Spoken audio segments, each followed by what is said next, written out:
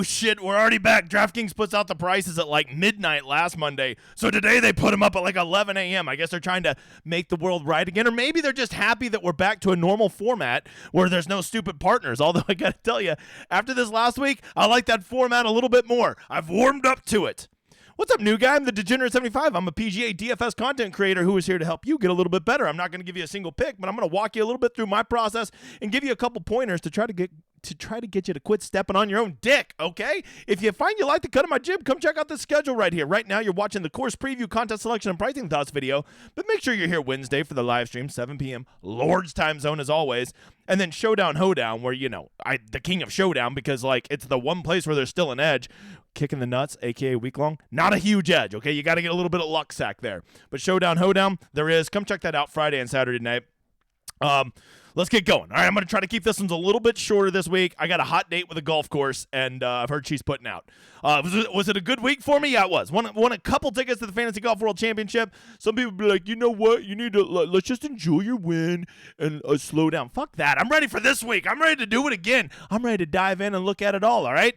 So the first thing we're going to start out with is talking a little bit about this course. If you don't know, they are down in Puerto Vallarta. By the way, you want to know a fun fact? Well, if you're watching golf this weekend, I want you to play this game with me. How many times you hear the term Grupo Salinas? Salinas? Oh, it's over under 558. Okay, you will hear that term so much. It's unbelievable. They sponsor this thing, and they're getting their money's worth. Okay, you are going to know about Grupo Salinas. All right. They're down in Mexico on the West Coast, okay, not the East Coast. They're not, over on the West Coast, which I believe would be the Pacific. And it's a little resort course there called Vedanta Vallarta, which is, it's a Greg Norman course. They've only played there once, right? Last year was the first year they've played there, and it's a coastal course, so it's not going to be, or it's going to be affected by the winds. It's a resort course, so it's not going to be particularly tough. But I will say this: it's long, and they are not at elevation, right? This isn't the other Mexico event where they're a mile up in the air. They're literally like 5 feet above the water. Okay, so you're going to want to. That's going to factor into the kind of people we want to target this week. The first big takeaway, it's a par 71, but it's almost 7,500 yards, which is really long for a par 71, right? I mean, just par, or yardage adjusted for the par, it's one of the longest courses out there, right? When there's no elevation, that makes a difference, right? There's 7,700 yard courses out there, but frequently those will be at elevation where you're getting an extra 10% carry with your clubs. This one is not at elevation, so it's going to matter. A big takeaway that I take from this course is there are 5 par 3s. So it's not a typical par 71 where you only have 3 par 4s, right? Because of the extra par 3, there is still 4 par 5s. And I think that matters because this week, unbelievably, look at this thing right here. 42% of all approach shots will come from 200 yards plus. I've never seen that at any other course. So that right there is already the most telling. That literally, what is that? 35.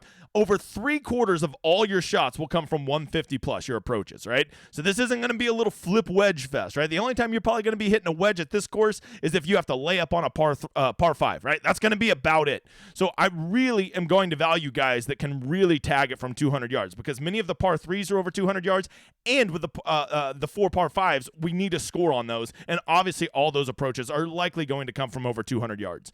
Okay, I'm going to look at these other two, but I'm going to weight this one definitely the most heavy, the 200 yards plus approach, right?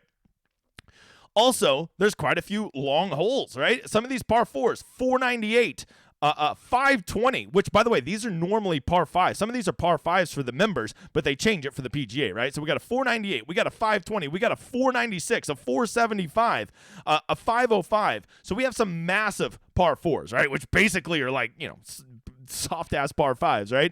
So I think that those long approaches are going to be important, but you know what helps shrink down a long approach? A really fucking long drive. So I think this week, I hate to be the guy that pushes a lazy narrative out there, but I think it's true. We only have 1 year of data from here, and driving distance matters. It really matters. Matter of fact, let's just go look at the leaderboard last year, right? Rahm, Finau, Champ, Wise, Rogers, all in the top 10, and I would categorize every single one of those guys as just absolute mashers off the tee, right? I would be shocked if all those guys aren't in the top 30 in driving distance, right? So that tells us a lot, right? There's other ways to get there. Not all these guys are big, long hitters, right? Some of them are really good ball strikers. A Kitayama, a Lipsky, a Smalley are all good ball strikers, right?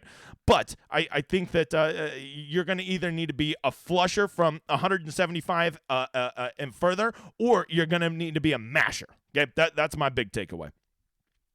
The other thing you're going to want to know about this course is it's Paspalum. We don't see a ton of Paspalum courses, right?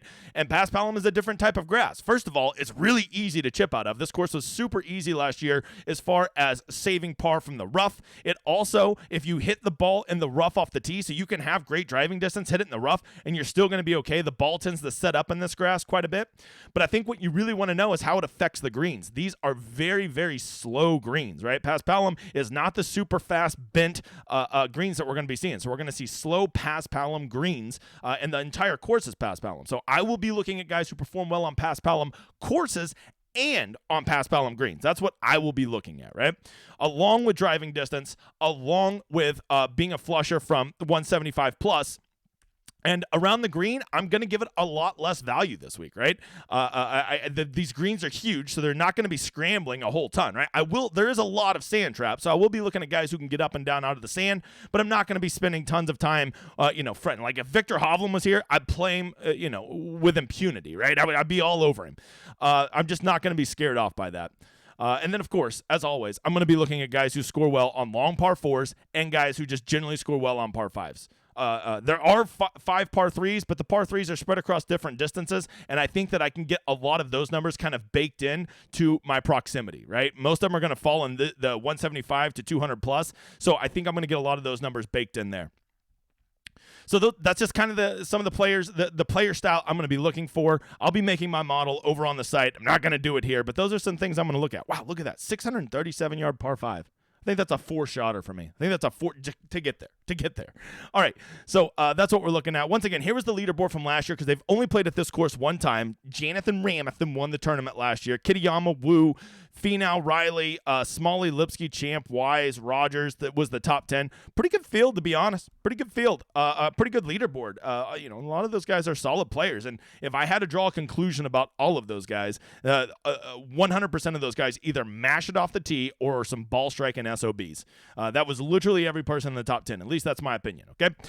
And I think we're also going to want to know about the wind. Anytime you're playing a coastal course, which you can see, I'll zoom out a little bit for all of you who are geographically challenged. They're over here on the west coast. I pissed it off. Yeah, we're on the west coast of Mexico. Mexico's the country below us if you live in the United States, okay? And they're over here on the west part of it.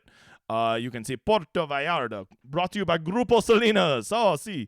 We're gonna have some winds, right? Some light coastal winds. Doesn't look like it's gonna be too bad, but I think you're gonna see some afternoon breezes.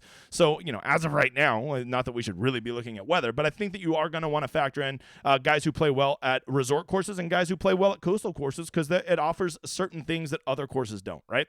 So that is a quick course overview. Things I'm going to be looking for: a breakdown of the course with the 5 par 3s, the 4 par 5s, and a bunch of long ass par 4s. The distances we're going to be looking at, it's a Paspalum course. I'm not worried too much about around the greens. They have huge greens, so that makes me worry about that, but I am going to want to see some sand saves, right? I want to see some guys who can get up and down. All right, let's get over to contest selection. DraftKings, there's no words. Fuck. I mean, it's just unbelievable. Look at this. The big $20 this week. Okay. But it didn't feel last week, so we got to shrink it. That was a stupid donkey-ass event with teams. People don't want to play it. People are back this week. DraftKings, golly, who comes up with these contests? A third to first? Look, second place is 1/4 of first. You beat 35,200 people. You get second place. You just hit the nuts of nuts lineups, and you get $50,000. That's a lot of money. Well, let me just go ahead and tell you, you ain't gonna fucking get second place, so don't worry about it. Okay, just be upset that when you actually get somewhere where you're gonna get 20th place. You're gonna get $750. Ooh, you just had a 99.9 percentile lineup, and you get $750. Don't spend that all in one place, big guy. Just disgusting. The 555 sucks. The big $5, at least they kept the structure nice there. This is becoming everybody's favorite contest. It's really good. You know, it is tough to beat 60,000 people, a great mathematician once said, but you got to just love this payout structure. It's really, really good. The $5 is so good. I will just max enter that every week because I'm casting a vote every time I play in these contests, and I want to let DraftKings know I like these contests. I wish the $20 reflected this same payout structure, and I would max that too, but it doesn't, so I won't. They didn't bump the $200 up because, you know, no one's going to want to play this week with Jon Rahm and Tony Finau at a real normal golf course. So let's just keep the $200 fucking milk toast as hell. What do we got? Anything? The $3 20 max. Okay, it looks solid. I don't remember what the total was last week. You know, I love this one, the 4 max 250, but, you know, like it needs to be more like a $100,000 prize pool, not $50,000. You can never go wrong with the single entries. They finally got my 18 max $10, but they fucking watered it down, only made it for $30,000. $5 single entry is always good. The $100 single entry is just tiny at only $50,000. Get the fuck out of here. You know, they're just wieners, man. They're just wieners. They don't understand that, like, we're back to a normal golf tournament. I will say, here's some Fantasy Golf World Championship qualifiers. Plenty of those to choose from this week. Might just go chase more of those. I just want to win them all. So there's some really good ones, right, for all different price ranges. If you're curious, the one that I won last week, I won a $10 one, and I won the, wherever it is. There was a $44, which I'm not seeing here, but it was 44, and I finished fourth in the 125. Just know, the higher the entry you pay, the less nuts you have to hit. The lower the entry that you play, the more nuts you need to hit. Like, you're going to have to hit the nuts to win that. From there, you know, like, the contests suck. And this has me terrified that Showdown's going to suck too, because if I know anything about DraftKings, if they mail it in on week long, they're going to mail it in on Showdown. These things will all fill Wednesday by the time my stream's on, and they'll be like, well, just people aren't interested, you dumbasses. They'll be putting secondaries out there, and then they won't bump up their Showdown because that's what they do. If you ever want to practice, you know, getting your 150 max in and not spending a ton of money, go play in the 50 cent, right? You can put $75. You can put 150 lineups in that. Practice balancing your player pool. I'm really starting to really like these $3 3 maxes, the $8 3 max, the $20 3 max, the $12 single entries. Yes, you're not going to ever hit a monster playing those, but they're just really good structured tournaments where a nice solid lineup can win you some real money, right? Even the $75 3 max isn't bad. $5 single entry. You know, there's not a lot of these contests are good. I just wish they had more total prizes. And the big $20 just horrific. I wouldn't play in that with your money. That is just so bad. Okay, so what are you gonna do? They got Wells Fargo. Already got a millionaire maker for Wells Fargo. All right, so there you go. That is contest selection. Let's talk a little bit about pricing thoughts, and let's get the fuck out of here. Before we do, come check out my website, dgen75.com, the fastest growing community in PGA DFS. That I can show you. Why is it so popular? Well, first of all, we're a great community full of a bunch of people that win and celebrate each other and not toxic fucks. And as you can see, this is just from last week. We do pretty well, right?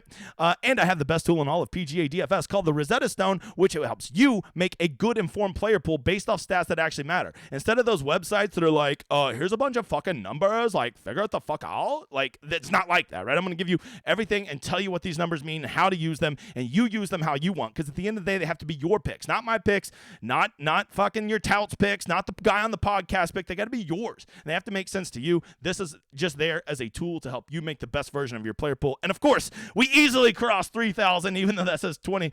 We're over 3,000, trust me. I just haven't refreshed the page. Make sure to drop a like. Make sure to subscribe and tell a friend, because you know YouTube ain't going to share my shit. Me and the editor are just a couple independent fucks, and we appreciate every single one of you. All right, let's get to pricing thoughts. Here we go. I have not looked. I opened it, but I did not look, and I'm looking off to the side just so I don't see it right now. But I have to assume Jon Rahm is going to be 11-5, or this is ridiculous. And Tony Finau better be at least 10-9, or this is fucking ridiculous. Here we go. Eyes down. 12,000! Holy shit! Holy shit! Thank you, DraftKings. You may not do anything right, but you got Jonathan Ramathan's price right. 12,000 fucking dollars. You never see that. I mean, you never see that. I do remember one time when I first started playing, Patrick Reed was like 12,200 in a contest, and I played him. Now I look back and to think that you could ever pay 12,200 for Patrick Reed. But Jonathan Ramathan at 12,000 is spot on. Okay, Finau, honestly, he's a discount. at 10,700, I thought he should be around 11. Those two are just so much better than everybody else in this field. They need to be there. And what I love the most, I'm going to give DraftKings some credit here. They did not feel obligated to start cramming more guys up into the 10,000s, right? Riley, Clark, these guys are where they should be in the upper to mid nines, right? That's a good, fair price for them. Do I love Davis Riley coming off of a win? No, I don't, Bob. No, I don't. I don't think that's a good spot for him.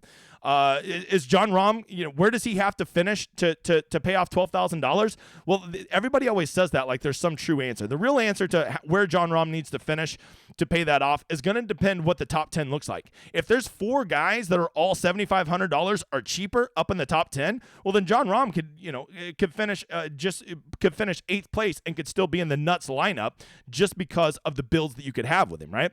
But if there's 4 or 5 guys in the 9K range up in the top 10, John Rahm would legit have to win this tournament to pay off that price tag. That would be the only way he could pay it off because there'd be so many other better lineups you could build starting with 3 9K guys, right? So to say what position he has to get based on how much his salary is, you can't answer that until you see the leaderboard. It depends on who else is playing well during the week. And if it's a bunch of those 9K guys, just know John Rahm would legit have to win this to pay it off. And even in that case, he still may not pay it off depending on if all those 9K guys are 2nd, 3rd, and 4th, right? And there would need to be some cheap options up there, too, because people would have to have some cheap options to put Jonathan Ramith in there. Finau at 10-7, very fair. I mean, I think he should be more 10-9, 11,000, but 10,000, you're gonna pay a premium for him, right? From there, Gary Woodland at 9,600. I'll be the first to tell you I have not studied this field, but the fact that Gary Woodland is 9,600, I already feel like I'm in the fucking Twilight Zone. What are we doing? Nicholas Hogard, Nikolai Hülgaard, 9,500. This must be the grossest field ever. The Maverick McNeely, 94. Okay, what? Where? Okay. This must be, I guess we're playing fucking Corrales here. Maverick McNeely and Patrick Rogers, 94 and 9,300. Pendrith at 92. I mean, I'm going to look down here, but I already know the answer to this. I haven't seen the field, but I promise you, there's going to be guys at 7,500 that we're going to talk about in a minute who are the exact same fucking players as these guys. And you're going to pay $2,000 more because his name is Hogard. I got to play that. Whatever, okay? Remember, Gary Woodland's 9,600. Wait till we get to 7,600. I will give you somebody who is the exact same player as Gary Woodland these days. Don't give me that shit about Gary Woodland won a major. Shit, that's like 12 years ago. Okay, maybe it was 3, but it feels like 12. All right, Noren, Rye, Hostler, Putnam. See, now these do seem like 8K guys. These guys all seem priced pretty fairly, all right? I love me a dumpy bow, even though they fell apart on Sunday. By the way, look at the disrespect. Wyndham Clark at 97 and old dumpy bow at 88. Clearly, you can see who DraftKings thought carried that team. Alex Smalley has a good finish here at 8,400. Garrick Higo at 83. Ugh, God, what a field. Matt Wallace at 81. Oh, wait, S.H. Kim. Everybody, you got to play S.H. Kim. By the way, that guy can't ever make a putt until I fade his donkey ass. Then he's fucking Jordan Spieth in 2016, the best putter you've ever seen in your life. All right, Will Gordon at 7,900 just seems like a complete misprice. How could Will Gordon be cheaper than these assholes? All right, Will Gordon's going to be mega chalk. I can already tell you that. Bramlett, he's going to be mega chalk at 7,800. I'm telling you, Joseph Bramlett is the same player as Gary Woodland. He's $1,800 cheaper. Matter of fact, he might be fucking better. There, I said it. I hope you're offended. Uh-oh. Lonto. I love me some Lonto. 7,500. Let's see. Oh, Francesco Molinari, 74. This field is disgusting. EVR at 72. Just take all my money now, brother. Just take it now. Vince Norman. I'm pretty sure that guy can bomb. By the way, did me pretty well this last week at DraftKings. Might have to go back to him. Anybody at Cameron Champ at 7,100. I don't think anybody's going to play that. I think they're going to, even with the bomber narrative, people will be like, not that bomber, though. Not that bomber. There's got to be just a gross mispricing done here. Ryan Gerard at 6,900 seems, I don't know. Maybe I'm a little biased there. Okay, this field just fucking sucks. There's the answer. I found the answer, Bob. The field just really sucks. I don't see anybody really out of line. Oh, Brandon Matthews.